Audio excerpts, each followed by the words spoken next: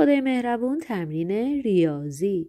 بچه قشنگم، اول سوال رو با دقت میخونیم. در شکل مقابل 3 خط راست 2 به 2 یکدیگر را قطع کردند.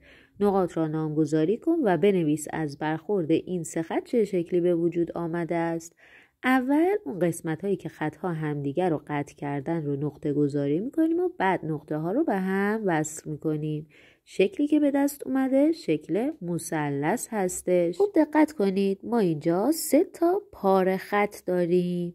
حالا بریم نیم خط ها رو بشماریم. 1 2 3 4 5 6 7 8 9 10 11 و 12 تا هم نیم خط داریم.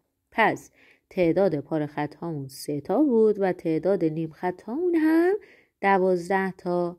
یاد گرفتیم که پاره خط ها توی هر دو طرف خط نقطه هست و خطمون رو نمیتونیم ادامه بدیم، ولی در نیم خط ها یک طرف خط نقطه و طرف دیگه خط پیکان هستش که علامت پیکان به ما نشون میده که خطمون رو از اون قسمت میتونیم ادامه بدیم.